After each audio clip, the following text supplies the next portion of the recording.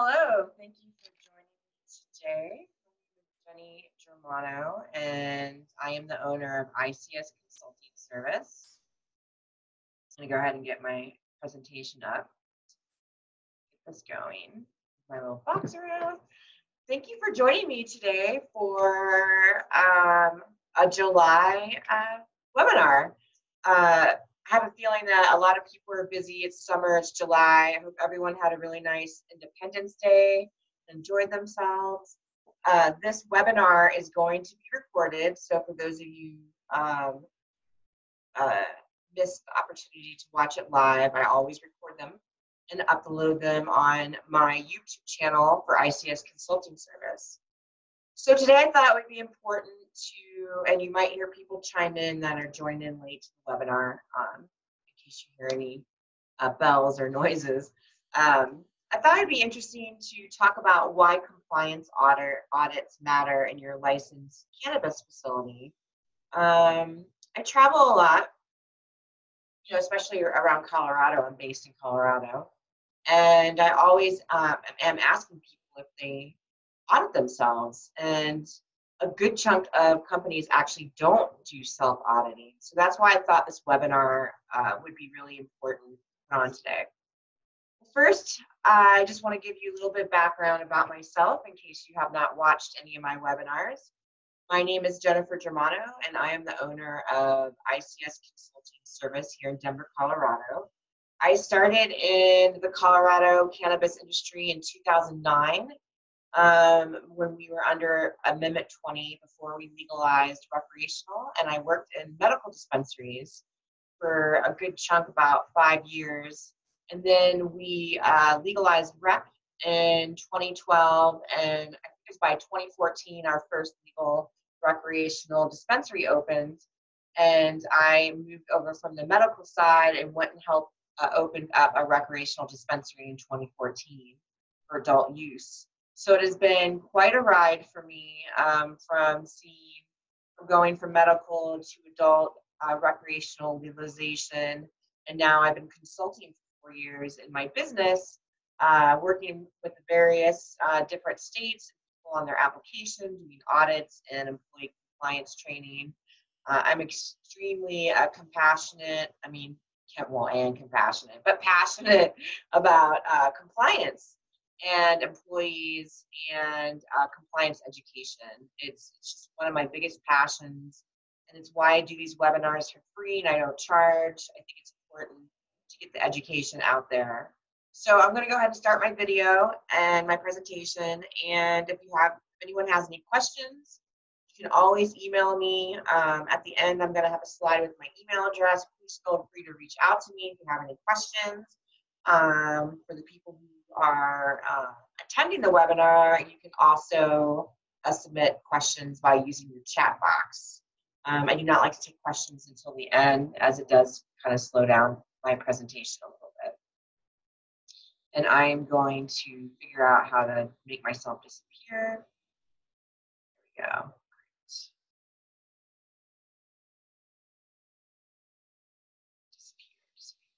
Fantastic.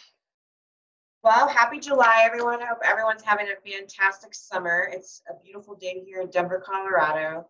And the presentation today is going to be based on, we're going to talk about how to basically audit yourself and what types of audits there are and so on. And then don't know why my arrow button's not working. Always technical difficulties. Can't ever not get around it. Here we go. Oh, you gotta be light touch. Okay, so what is an audit as it relates to regulated cannabis? I know, like, outside of cannabis, there are tons of different types of audits you can have in your business, but I thought it would be important to let's address, what specifically relates to us in the cannabis industry working in the regulated market. So I basically created this definition, since I'm not doing good with the mouse today.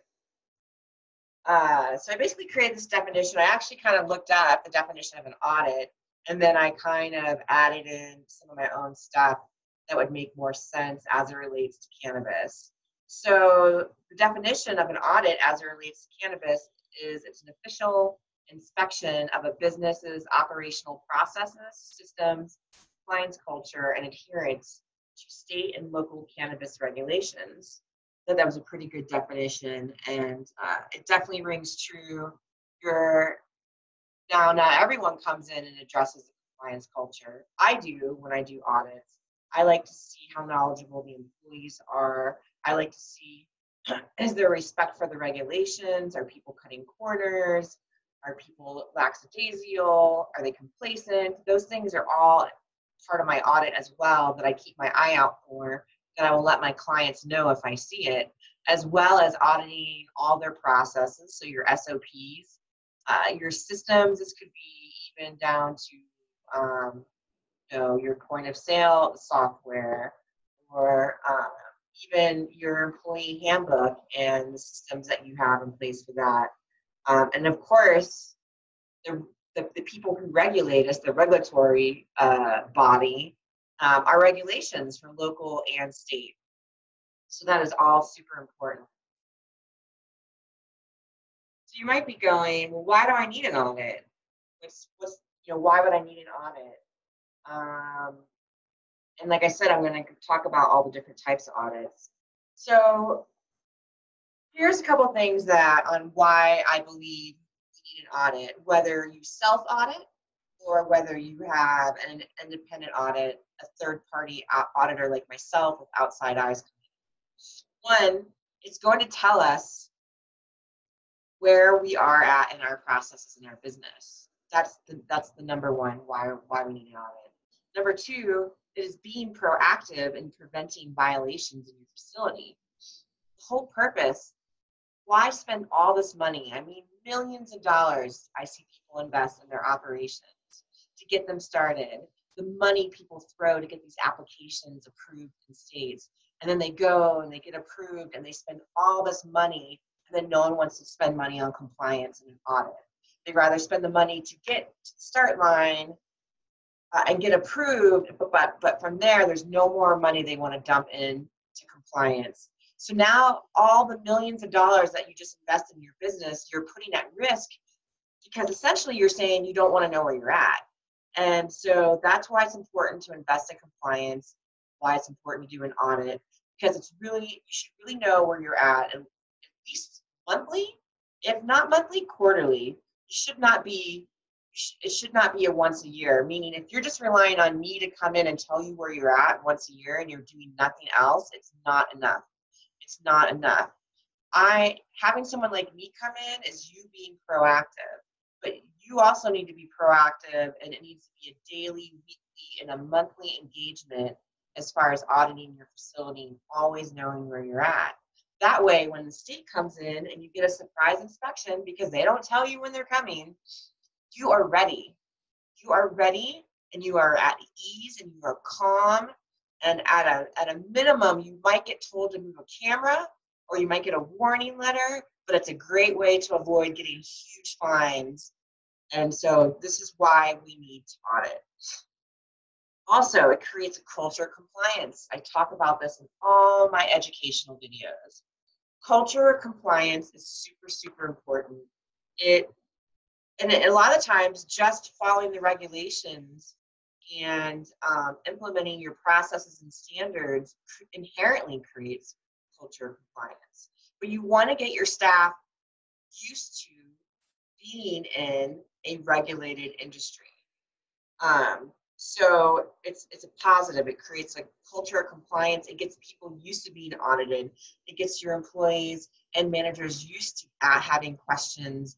You get used to having your systems and processes tested. This is normal business. Just like you get customer feedback to be a better business, big brands, like Nike or Coors and, all these people, they take feedback from customers to know if they need to go in a different direction. It's really important. So that's what an audit does. It gives you an internal, feedback on, hey, this isn't working, or this needs to be better, or we need to improve this. And, we're actually risking our business right here. we have to clean this up. And that's another reason why we all need an audit. It normalizes being regulated. For those people who have not worked in regulated industries, there are a lot of regulated industries out there. I talk about them all the time. We have healthcare, we have manufacturing, we have oil and gas. Even the restaurant industry, we're regulated on food handling practices.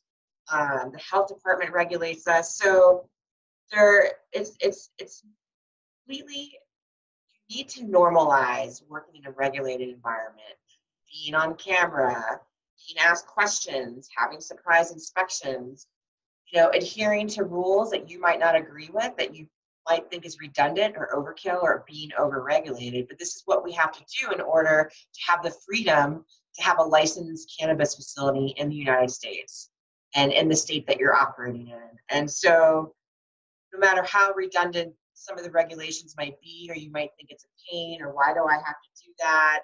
Why do I have to go above and beyond?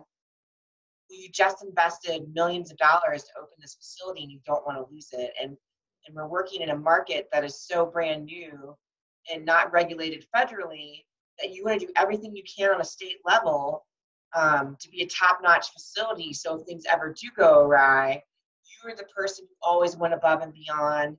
You're the company that always followed compliance. You're the company that was always doing self-auditing and third-party audits. And you're not going to have much to worry about. And so that's another reason why. And also, having a self-audit or third-party audit, it prepares you for state and local inspections.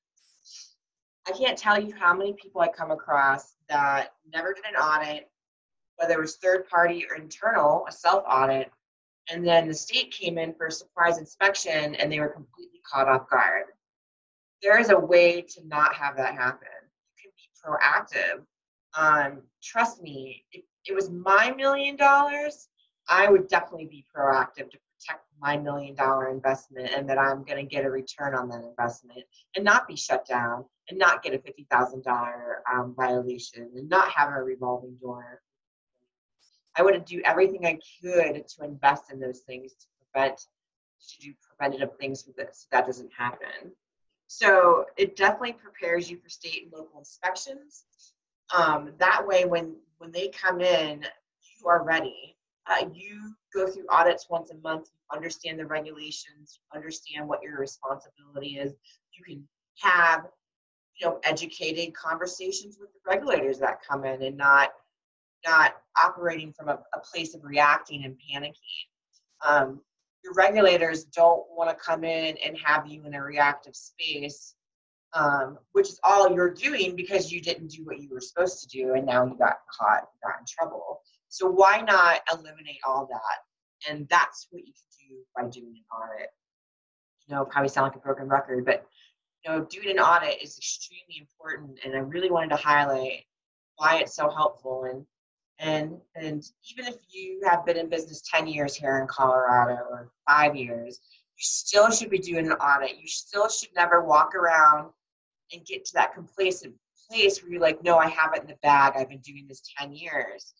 That's when people start getting lackadaisical and complacent, and complacency sets in, and it trickles down to the employees. You should always be on top of your game. I don't care if you've been doing this 10 years or 20 years. Compliance should absolutely 100% always be at the top of the list and always be taken seriously. Now my next slide.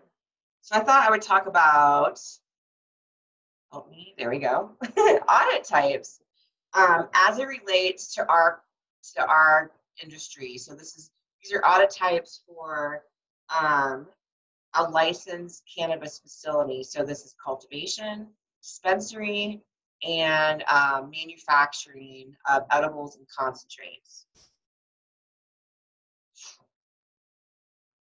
So the first one of the audit types is an external audit, which I like to call mock audits. This is what I do, and it just depends if you're a brand new facility and you're just trying to get operational and set up and be in compliance for your opening day. I do more of an educational audit, basically where the violations don't count. where I come in and I pretty much say, hey, you need to get this done, this done, this done, this done. All so they can open up and be compliant for their opening day, whether it's a cultivation or a MIP or production facility, manufacturing, whatever you call it in your state, or a dispensary. But then let's just say you're already operational and you've been operating for years or 6 months or whatever. Then I do a mock audit. And this is really where I'm going to come in and say, here are all your violations. And so it just really depends. I will write 2 different reports depending if you're brand new and just opening, or if you've been opened a while. And then if you have, I will actually give you violations. They're not real violations, but I'm literally saying, here are the violations that you have. If the state was to come in, or the local license authority, you would have these violations and have fines. And that's what a mock audit is. So then you have your state and local inspections. So we're regulated by the Marijuana Enforcement Division here in Colorado, but depending on your state and who regulates you in your state, you have the state level, which could be a surprise audit and come in and audit you. Depending on what county or city you're in Colorado, and the other people from other states listening, you have your fire department. You have your Department of Agriculture, our CDA, which is the Colorado Department of Agriculture. We have DPHE, which is our Denver Health and Environment. So this is going to be the health department will come in and audit you if you are in Denver County. Not every county does this. It just depends if you're in Pueblo or where you're at in the state. But in Denver County, production facilities, so manufacturing facilities and dispensaries get audited every 6 months. Grows only get audited if somebody reports them for sanitary conditions. And then we also have the excise and license, which is Denver only as well. They also regulate us, and they are allowed to have surprise inspections. You can have the police department show up. I had the police department show up at a dispensary I was operating in 2014. And they wanted to do a security walkthrough. And they wanted to check out the facility and point out any areas that they felt we could be burglarized and that were weak spots, and that we needed to maybe install more cameras, or I don't know what those things are called, like the big cement blocks or planter to keep somebody from driving through our door or something like that. So we had all types of inspections. It just depends on the county, the city, and what state that you're in. But some of those are scheduled and some are unscheduled, and they are surprise inspections. Usually a good chunk of these are actually surprise inspections, but let's just say you're doing a build out and getting an inspection card signed off on, you're going to know that they're coming because you set up an appointment. But a lot of these are definitely surprise inspections. You want to be ready for them. You also have, we have a financial audit, and the financial audit would be, one, the bank can do a financial audit. Let's just say, you know how hard banking is right now, and because it's federally illegal, obviously we all know banking's an issue. So maybe the bank that you are going to be signing up with, they require a financial audit. Also, if you're going to be selling your business, let's say you're like, okay, I put in 8 years, I'm ready to sell off all my licenses, you would also get a financial audit, because you want to give that information and to the potential buyer of your licenses. And I call that an appraisal or an evaluation of the business as a whole, and what the licenses are worth, and how much money is coming in, or if there's any debt acquired, and all that basic business information. So that is definitely another type of audit that you can have in your licensed cannabis facility. And then we have tax audit. So this happens. This really, really, really happens. Companies that physically touch the plant touching companies, licensed operations, dispensaries, grows, and manufacturers get IRS tax audited. So you want to make sure that you all have a fantastic CPA and more than a bookkeeper. Please do not have a bookkeeper doing your anything that's 280E related. I love bookkeepers. They're great for so many amazing things. However, when it comes to tax code 280E, you should have a certified accountant, so a CPA, that actually understands this specific tax code. Not every CPA has studied this tax code. So you just want to make sure that you are doing everything that you can, because you can be audited at any time in this industry. And then we have internal audits. So this is basically self-auditing. This is your company doing as a company, you're doing your own audits, monthly, weekly, quarterly. Should be more than quarterly. It should actually be at a minimum monthly. It should definitely be monthly, and you should be doing your own internal audits. Always. You should always be having some kind of checklist for your managers. If you're an owner that still works on site, which is pretty popular, that still happens. Maybe not so much in Colorado anymore. Brand new people who are starting out, obviously the owners are working on site, but you've got companies who've been doing this 6-7 years. They've got a pretty well-oiled machine, and they have a management team that runs, a staff that runs their facilities now. So the next topic, we're going to talk about third-party audits. Why should you have an independent audit at your facility? So you're thinking, well, Jenny, that costs me money. I can pay my $14 or $15 an hour employee or my compliance team that I pay their salaries to come in and do these audits. I think that's great. You should have all those people and you should be auditing. However, there is a difference between someone who works there and someone who's not working there. And you have someone like me coming in, we have outside eyes. And you need to have outside eyes, because I will catch the things that the people on the inside are not catching. I've had lots of people say, you're never going to find anything. We're 100% compliant. And I'll walk out with a list of 5 or 6 things and a list of recommendations. Meaning the 5 or 6 things are what I found that they're not adhering to, that maybe they didn't catch or they missed as it relates to the regulations. And then I also give recommendations as well for basically going above and beyond, and what I know the state likes to see, but it's not written into the regulations. Let me hit my next little thing. So who's auditing your auditors?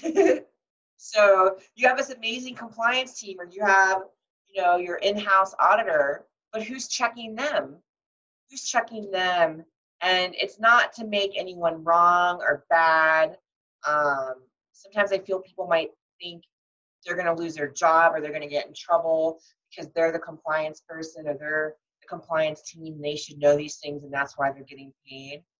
We're human. We're all human. We make mistakes. That's why have someone come in and check your auditors, because things slip. What happens is, a lot of the time, the people who are doing the audits, self-auditing, they're wearing 20 different hats. They're doing metric, they're doing the ordering, they're doing the staffing, they're running the store, or they're growing the plants, or there's so many responsibilities stacked on these people that things get missed. And so one reason why you should have an outside audit or third-party audit is because who's auditing your auditors. And that, like I said earlier, outside eyes are super important. When I come in to a facility, I put myself in the shoes of a state investigator. I think like a cop. I've never been a cop, but what I do know about the agents that come into these facilities is they are cops, and now they work for these branches of government, and they think like a police officer, and that's their training. It's not good or bad, but their training is to investigate you.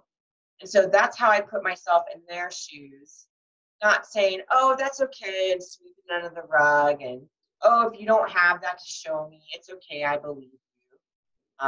For when I do a mock audit, that's not enough. I have to see it. I have to see the evidence. I have to have you prove to me that you are doing the thing that I'm asking you if you are doing. And when these agents come in from the branches that regulate you, they are looking for diversion. They are focused on one thing, well, two things: public safety and diversion. Is this product or money being diverted out the back door? Is this company trying to divert the regulations? Two, are they putting the public at risk by diverting these regulations? And those are the things they think about when they come in. They're looking for criminals. If you're not breaking the law, then you have nothing to worry about. So for the people who are doing their best and have a compliance team and are self-auditing, and even if you make a mistake, even if there was like 2 or 3 things that you didn't realize you should be doing, but you're doing everything you can, trust me, at least in my own state, I can't speak for other states because they can way, way, way, way, way stricter than Colorado. They're not going to give you a violation. They might give you a warning, or they might say you have to the end of the day to get this fixed.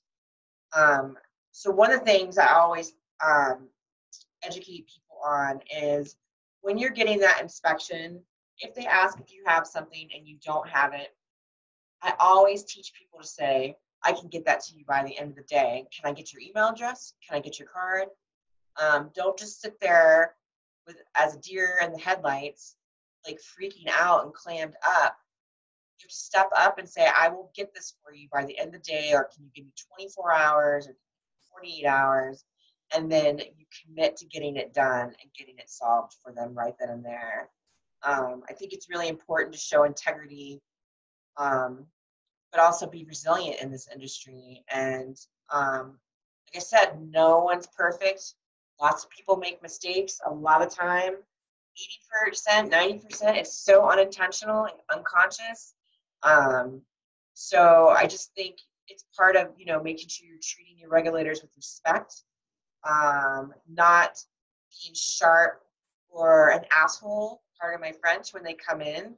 I have seen that where people kind of had an attitude with the regulator, and I'm sitting going, oh my God, what are you doing? Absolutely cannot have an edge like that. Now, obviously, I'm not telling you to sit there and just take it if it's really bad, but it should just be a respectful adult type conversation when your regulators come in, and everyone should be treating everyone with respect. So, I got off on a little bit of a tangent, but just so many things that I'm so passionate about. So now we know why it's important, why you should have an independent audit in your facility. And honestly, once a year is fine. Quarterly is great. I know people, my clients do quarterly. I have other friends that do the same thing that I do, and they do quarterly.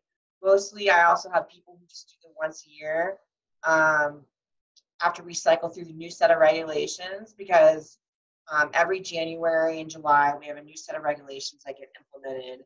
And so then it's a lot easier having me come in and saying, hey, this is the regulation. Hey, this went to effect. Did you know about this? And that's another reason why I believe in quarterly, because so much can happen in between each quarter. And that's why I feel it's important.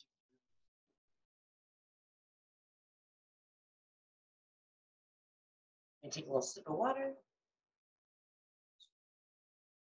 All right. So I wanted to talk a little bit about how to self-audit. One of the things I'd like to talk about is when you are self-auditing. First of all, if you do not know how to self-audit, the best place is to start looking up in your regulations and finding out what regulations pertain to your facility. If you're a grow, it's going to be different than a dispensary. If you're a dispensary, it's going to be different than a manufacturing facility. You're going to have different labeling regulations. But for the most part, then you'll have where it addresses all facilities like security and camera coverage, visitor logs in every facility. So there'll be things in the regulations like metric seat to sale tracking would address every license operation. There'll be some things that you will all share in common, but then you'll have specific things for your facility. So first, if you don't know, if you've never done this, I would definitely recommend looking at the regulations and then create a checklist. I used to have like a weekly checklist. It was just really simple things. And then on my monthly checklist, it went more in depth. And then when you get to a yearly checklist, which is usually what people have me come in and do, it can take about 8 hours, and I cover everything. 300 to 400 questions. I check everything. I check everything probably the state won't even check. However, it's good to check it anyways in case they ever did come in and check. That's the thing. You're never going to know what they're going to come in and ask for. Therefore, you should be checking everything. So that's where you need to start. You can also, there's lots of different softwares out there now that you can purchase to help you with your self-auditing. There are also apps out there where I think they're like $25 to $50 a month, where you can upload your own personal checklist into, and then you can do it on an iPad. There are lots of different tools out there for self-auditing. I ran off manual checklists for years, probably the first 3 years of my business, and it definitely became daunting the more clients and people that I took on, that I actually had to go with the company to manage all my software and checklists, and I had to go automated. And it's definitely made it a lot easier as an auditor. So one of the things I want to talk about when you're doing self-auditing is no cutting corners. And honestly, you could cut a corner so unconsciously and unintentionally that you don't even realize that you're doing it. And this happens because you already work in the environment and you're not, for example, you might start auditing different departments. Maybe you're a manufacturer and you're going to go from packaging, you're going to hit the packaging department, to maybe you're going to go into the kitchen where production is happening, and then you're going to go audit the people that are in the room. Sorry, I don't know the right terminology because I don't make concentrates, but where the ovens are, for where you're cooking up your shatter and your butter. Or maybe now you're in the room with the closed loop system for making concentrates, for butane concentrates, and you're going to go and audit all these little departments. You should approach every department as if you were a state agency auditing yourself. Meaning, when you go in and you should be asking the people of this department that's running the department, asking them questions, and they should be answering you the same way you would answer a state auditor. And meaning, do you have an SOP for this? And if they said, oh, I was at home working on my SOP, it's on my laptop, I left my laptop at home, that would be a violation. You can't give them a pass because you work there and that's your coworker. You have to treat it as if you're a state auditor, because they would not give you a pass. Maybe they might say, hey, I need to physically see it. If it's not here on site, in the regulations, it says it must be maintained on site for 3 years. And you could get a violation just like that. So I just want to make sure, I call that trust and verify. One, do you trust the source that's giving you the information? Two, verifying is saying, I physically need to see what I'm asking you. For example, if your facility is required to have a visitor log, you don't just say, hey, do you have a visitor log? and you go, yeah, I have a visitor log, and you go check, and you check it off your list. You can't do that. You have to say, I need to physically see the visitor log, and then you audit the visitor log. You look at it, you want to make sure that the names are printed clearly, that you got their driver's license number, that they were issued a visitor badge, that their ID was checked at the door to ensure they were 21 and up. This is Colorado regulations, just using it as an example. And that the in and out times are signed on them. The number one thing I find on everyone's visitor log is that the visitors never sign out on the visitor log. So what I tell companies is that it should be a company policy, whoever signs that visitor in and escorts that visitor should be responsible for signing that visitor out and escorting them back to the door and getting the visitor badge back. One, you have this will promote a very clean looking visitor log, and then people won't forget to sign in and out. And two, people don't run off with your visitor badges. I go in and people are like, oh my God, we only have one visitor badge. People keep leaving with our visitor badge. Well, they're leaving with their visitor badge because you're not escorting the door and asking them for the visitor badge back. You have to do it. People tour your facility, they're in awe. They're like, you have to remember, like they might be seeing something for the first time, or they've never been in this facility before. The last thing on their mind is giving you your visitor badge back. So those are just some examples of what it means for me to trust and verify, is I have to physically see it. I can't just take your word. And I want to make sure that the person that's giving me the information is trustworthy. Is it coming from an employee that I think is intoxicated and doesn't give a shit about the business? Or is it coming from someone who's professional and takes their job seriously? And to me, that's important. I have been in facilities where I have found people to be intoxicated on the job, literally high on pot.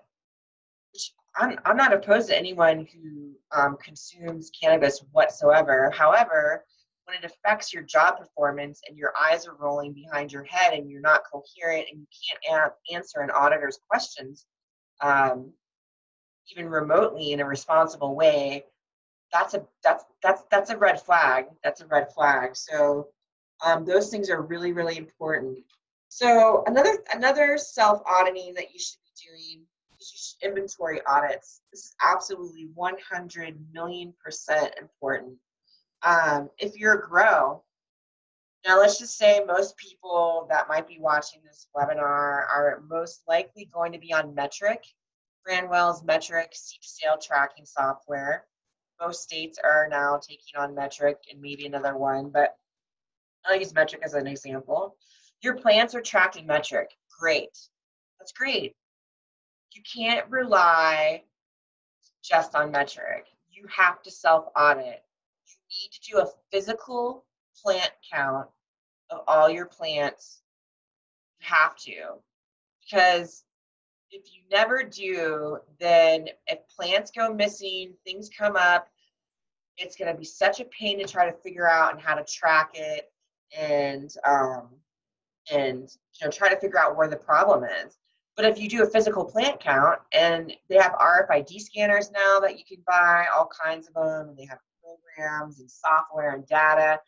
You go in and just scan a room, and it uploads it.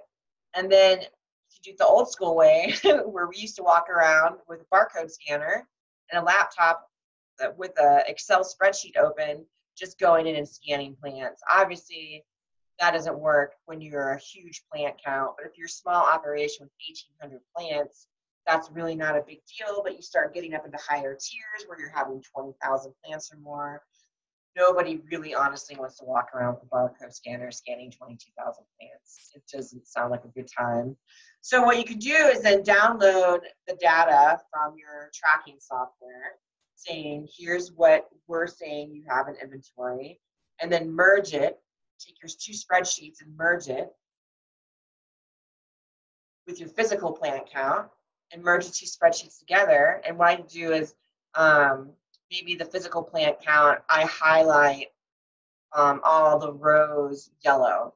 So when I download my CSV file from Metric into an Excel spreadsheet, of my plant count, that metric saying that I'm having, and I'll just leave those rows white, and I can merge the two documents together, and they'll be stacked, and then you'll be able to see, oh, I have duplicate tags, or I have a tag missing, or I counted this tag and this tag exists, but it's not saying it's a metric. So that's one reason why it's really important to do inventory audits in your grow. You should also be doing inventory physical audits at your manufacturing facility. You should definitely be doing a physical count on top of what your CDCL tracking software is telling you. And dispensaries is definitely the one area that I believe needs the most inventory audits, because there's so many hands on the product once it hits the dispensary. It's definitely in a more controlled environment. The plants really don't go anywhere. They're in pots. They don't get up and disappear. People don't grab them and start walking around with them. And same for manufacturing. It's pretty organized. I don't know anyone that really has much of an inventory issue in manufacturing. But when we come to the dispensary side, it's where the most inventory issues live. And one of the reasons why there's inventory issues is, one, let's just say raw cannabis wasn't properly burped and dried and cured, and now it still has moisture in it.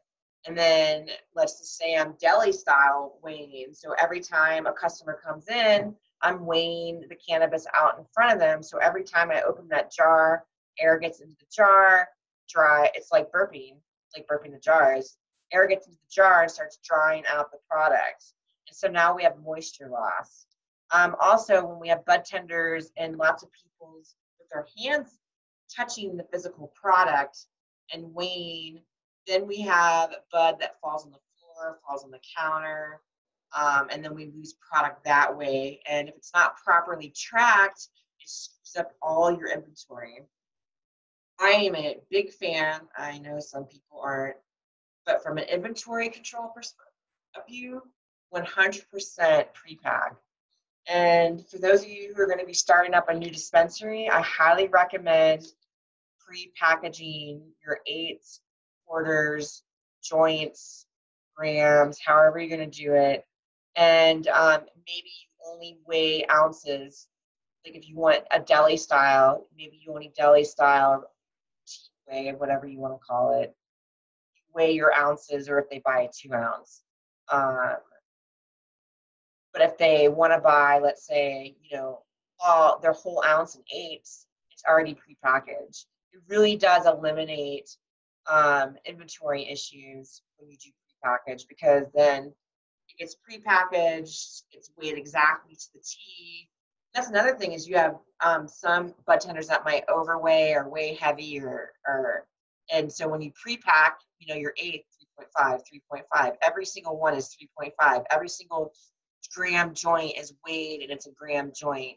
Whereas if you're letting your bud tenders take over that part, things tend to be heavy-handed, and that's another way that you lose control of your inventory. So I just really wanted to highlight how important inventory auditing is. And also, I also want to bring up that you should be using your audits, your self audits that you do for your business. You should be using them, one, for improvement in your facility. So let's say, for example, I know we have an issue with our visitor log, and I can't get my employees. They're not checking everyone's ID all the time, and they're not escorting the visitor back to the door and getting the badge back, and the visitor's not signing out in the log. Let's just say that's an issue. And that's actually a real issue, just so you know. I didn't make that up. I took it from examples, things that really happen. So I'm going to put that on my checklist, on my weekly or my monthly checklist, and I'm going to put it on, and I'm going to keep digging in with it with my employees and my staff until they finally stop doing it. And once they finally stop doing it, I might take it off my checklist and add something else that we're having an issue with. And that's how I would approach some of the weekly and monthly audits. And for example, let's just say you have to check IDs in your facility. In Colorado, all recreational or retail facilities that are 21 and up The IDs have to be checked of all the visitors. It's just not in the store. The grows and the manufacturing facilities have to ID. The stores are used to ID. That's something they have to do all the time, checking an ID. But what happens is the manufacturers and the grows are not used to having to check an ID because they're not dealing with customers coming in their door. So I always suggest make a sign. Everyone must have their ID checked to ensure they're 21 and up. One, it prepares your visitors coming in. You can have a sign that says, please have your ID ready to be checked. And that way your visitors are ready. They realize, oh my gosh, I have to have my ID to enter this facility. They may have to go back to the car and get their ID. And it also is a reminder to trigger to the employee going, oh yeah, I'm responsible for checking their ID. So I just wanted to say, like, the audits are not only proactive to prevent violations, but they're also to help improve your processes in your facility. And another thing, you should be championing your employees. And I call it the sandwich effect. I'm sure a lot of people out there have heard of the sandwich effect. There's lots of different books you can read. Anytime that you have to be corrective or correct something with an employee, it is always best to sandwich it, meaning, hey, I like what you're doing here. Hey, I actually think we need to improve this process. Here are some suggestions I have to improve this. Would you mind trying these things? And then on the end, hey, I really like how you did this. So you sandwich in, so you're not just saying, you're wrong, you're wrong, you're wrong. All you do all the time are all these wrong things. Because what happens is employees just shut down and they stop caring. So you have to champion your employees. So these self audits, share the reports with your employees. Let them know where their department's at. Don't just come in and say, here are all the things that you did wrong when I audited you. I like to try and make sure even when I do audits, hey, you guys are doing a really great job over here. So when they're reading the report, it's not like, oh my God, look at all the things that we're doing wrong. I mean, they're hiring me to tell me all the things they're doing wrong. But I still like to champion and say, gosh, your team was great. And, they were so helpful and knowledgeable. I really like to highlight the good things that people are doing. I think it's really important that people understand they're doing a really good job and that their job, they shouldn't just feel like they're wrong all the time. It's okay to have a corrective action, but it's really important that people understand they're doing a good job. It really promotes a healthy working environment.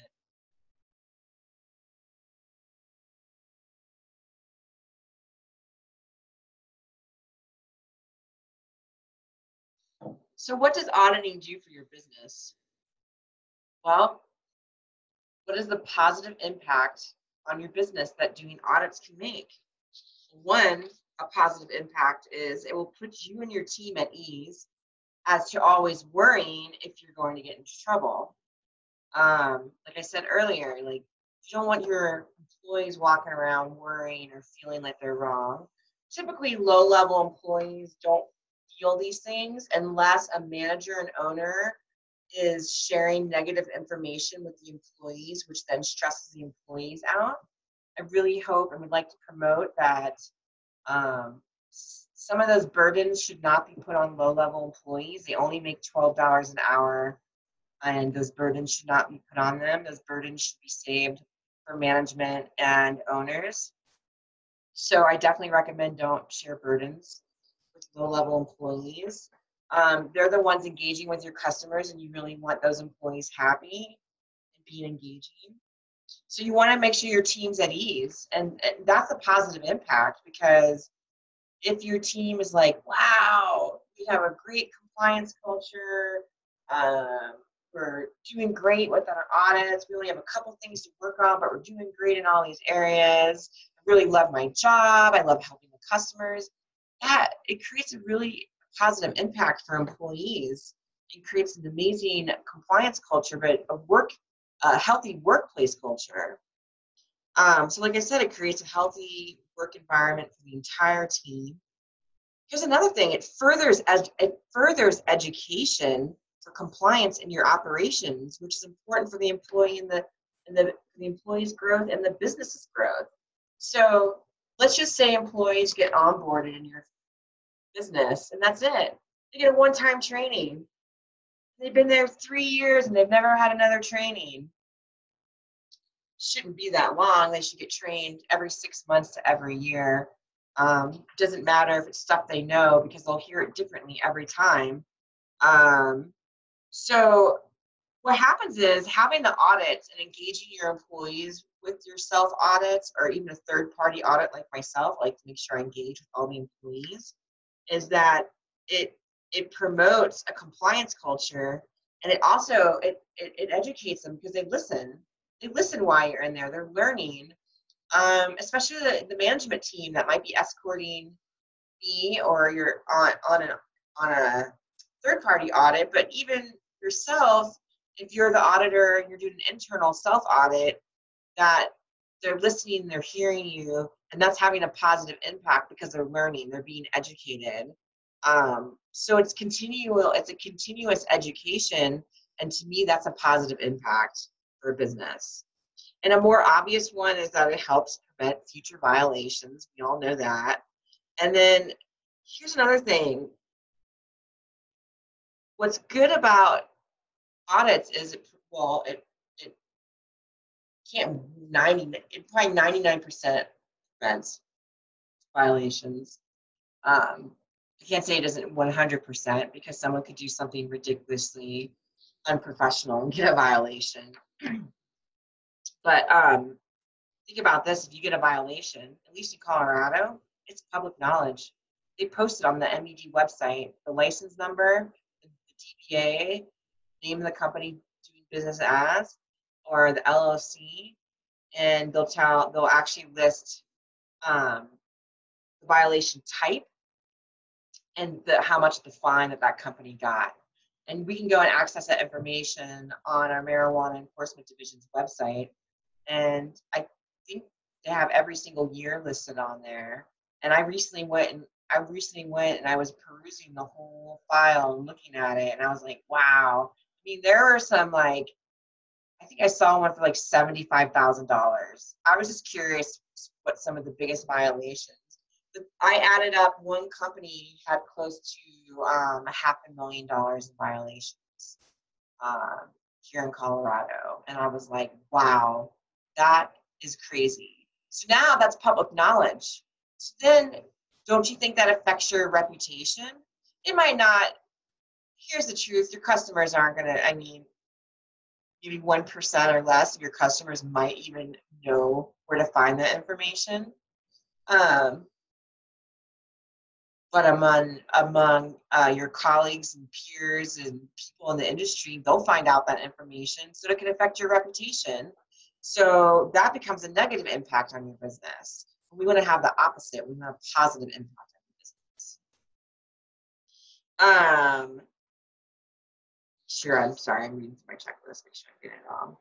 So that's why it's important to do audits. This whole presentation is about all the ways audits are helpful for your business and how to do it and what the positive impact on. We obviously know what the negative impact would be.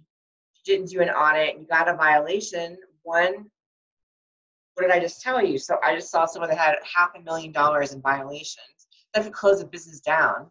That could take food off the table of an employee or an owner. An owner might not take a paycheck and make sure their employees get paid first. That happens. You can get shut down. You can go to administrative hearing, and they could literally take away all your product, all your inventory, your license, and they could ban you in the state from never applying for another license again. So these are just things to think about. We talked a lot about the positive impact, but I also want you to understand, the opposite side, which is the not so much fun side, but which is the truth. You could be shut down.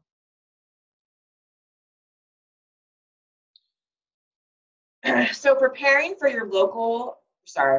your state and local inspections, I read that backwards, but I thought this was really important to talk about to end this presentation with today, because essentially that's what all this is about.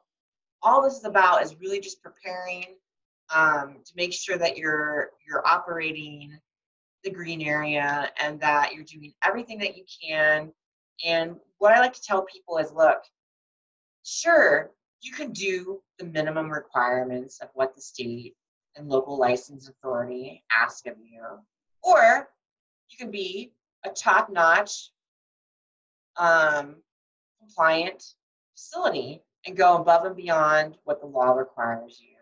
I'm above and beyond what the law requires, advocate for everyone, because I think I have a lot of people say, well, if the law doesn't tell me I have to do it, I'm not doing it.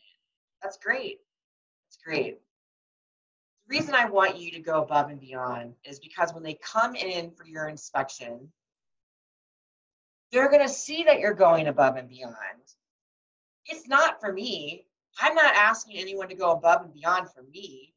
I'm asking you to do it so when the state comes in, that they are rating you at 5 stars and they want to say, hey, we want to bring in people to show off your facility. It's amazing. You guys are doing things that are above and beyond what we're asking of you, and it's incredible what you're doing.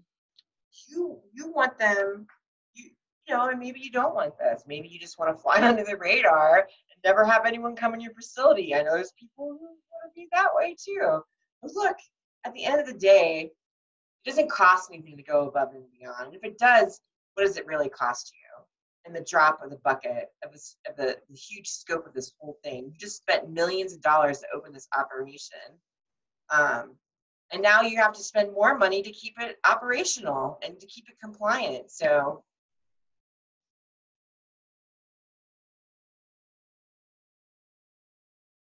all right, so when preparing for your state inspection, which you're going to be doing this all time, the whole entire time, just maintaining compliance is preparing for your state inspections. So one, understand your regulations. So don't just rely on the lawyer. Having a cannabis lawyer is fantastic. Okay, I get it.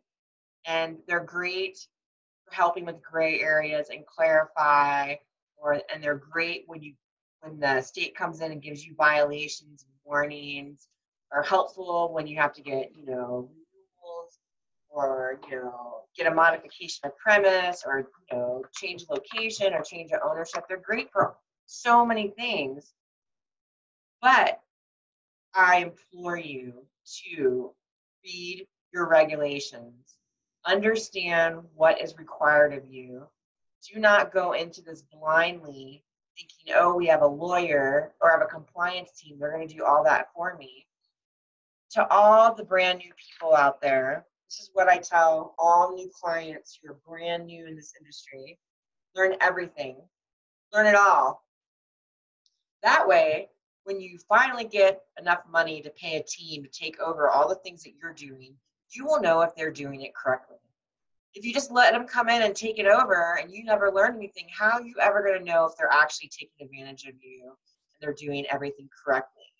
You can't just put your life in someone else's hands. You can't just say, here, take over the ship, and not be the captain of the ship. You should be the captain of the ship. So understand your regulations. Understand what exactly you should be doing in your licensed facility.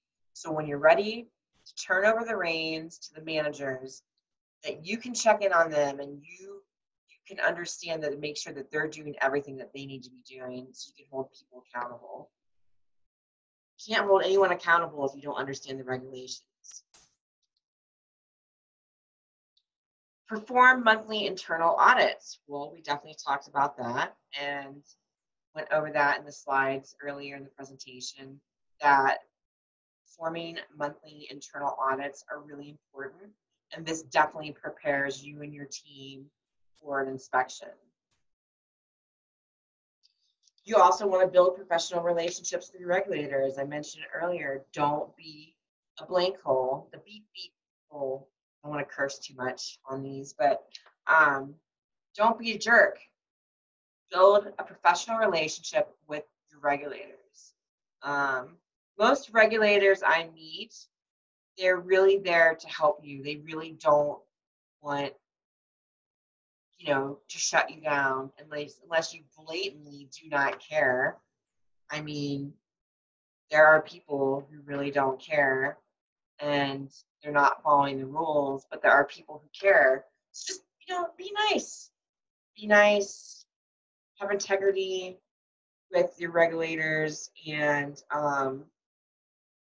be in a place of learning and acquiring more knowledge on how to be better.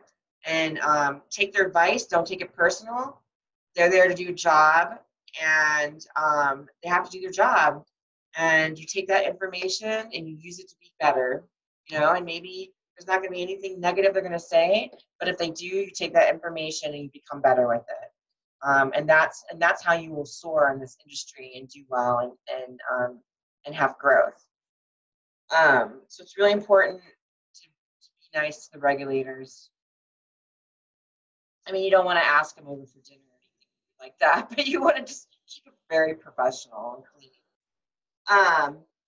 Another thing we talked about that helps preparing for a state audit is quarterly and yearly third-party audits. This is an independent audit outside of the internal audit.